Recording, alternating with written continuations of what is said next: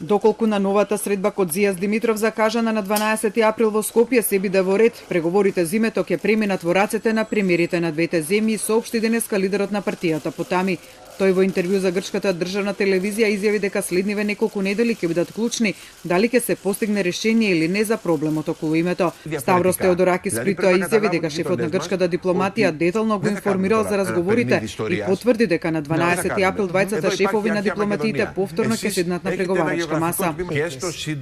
Имам кажано дека април многу веројатно е да го даде решението. На 12 месецов, како што ми извести господинот Кодзијас, ќе има следната важна средба со министерот за надворешни работи на ПЈРМ.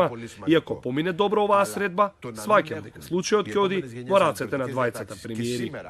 Теодоракис во интервјуто ги повтори ставовите на неговата партија за решение на спорот, велики дека тоа мора паралелно да донесе и правни обврзувања за отстранување на иредентизмот како во уставот, така и во учебниците во Македонија.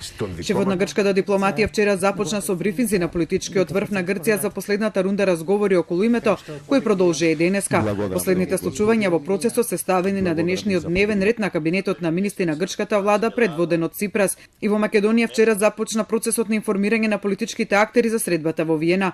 Премиерот Зоран Заев вчера по брифингот со Димитров изјави дека има позитивен исчекор во разговорите за името, како што рече, иако не е договорено комплетно се, тој станал поголем оптимист по последната рунда преговори. Во контекст на напорите за надминување на спорот со Грција, денеска на Скопскиот аеродром беше поставено новото име Меѓународен аеродром Скопје.